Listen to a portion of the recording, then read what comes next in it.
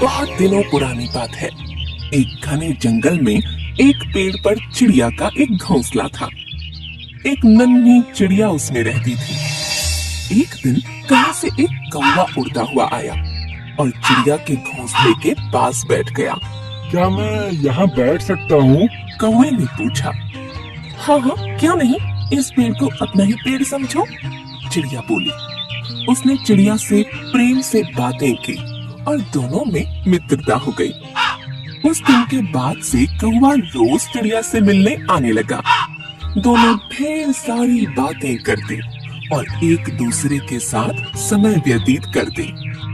कई बार वे भोजन की खोज में भी साथ साथ जाते। एक दिन कौवा और चिड़िया भोजन की खोज में निकले। उड़ते उड़ते वे एक गांव में पहुंचे। वहां एक घर के आंगन में चटाई पर लाल मिर्च सूख रही थी।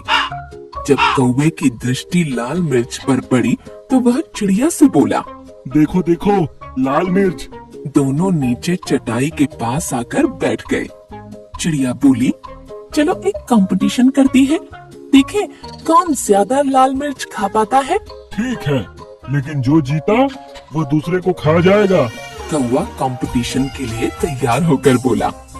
चिड़िया ने सोचा कि कौवा मजाक कर रहा है, इसलिए वह तैयार हो गई। दोनों ने लाल मिर्च खाना प्रारंभ कर दिया। चिड़िया ईमानदारी के साथ इस कंपटीशन में थी, इसलिए ईमानदारी से मिर्च खा रही थी। लेकिन कौवा चिड़िया से नजर बचाकर बेईमानी करने लगा। वह कुछ मिर्च तो खाता, लेकिन कुछ चटाई के नीचे छुपा देता। इस बेईमानी के कारण कौवा जीत गया। जीत की खुशी में वह चिल्लाया, मैं जीत गया, मैं जीत गया, अब मैं तुम्हें खा जाऊंगा। कौवे की बात सुनकर चिड़िया बहुत दुखी हुई। वह तो कौवे को अपना मित्र समझती थी, लेकिन कौवे ने अपना असली रंग दिखा दिया था। कौवा चिड़िया को खाने के लिए उतावला होने लगा।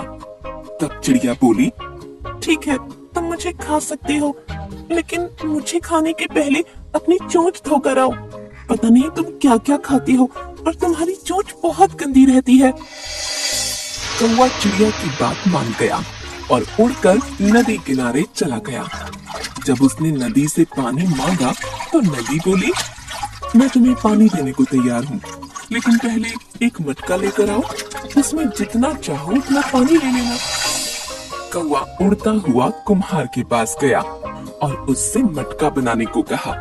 कुम्हार बोला, मैं तुम्हारे लिए मटका बना दूंगा, लेकिन उसके लिए मुझे मिट्टी की आवश्यकता होगी। अभी मेरे पास मिट्टी नहीं है, मुझे थोड़ी मिट्टी लाकर दो।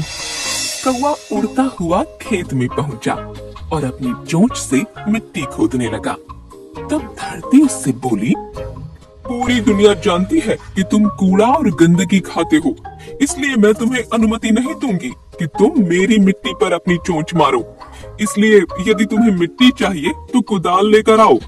कौवा लोहार के पास गया और उससे बोला, मुझे एक कुदाल बनाकर दो। लोहार बोला, यदि तुम्हें कुदाल चाहिए तो मुझे आग लाकर देना होगा। कौवा पास ही स्थित एक किसान के घर गया। वहाँ किसान की पत्नी खाना बना रही थी। कौवा उससे बोला, मुझे आग चाहिए। किसान की पत्नी ने चूल्हे में जलती हुई एक लकड़ी निकालकर कौवे की चोंच पर रख दी। आग की लपट उसके पंखों तक पहुँच गई और कुछ ही देर में कौवा जलकर भस्म हो गया।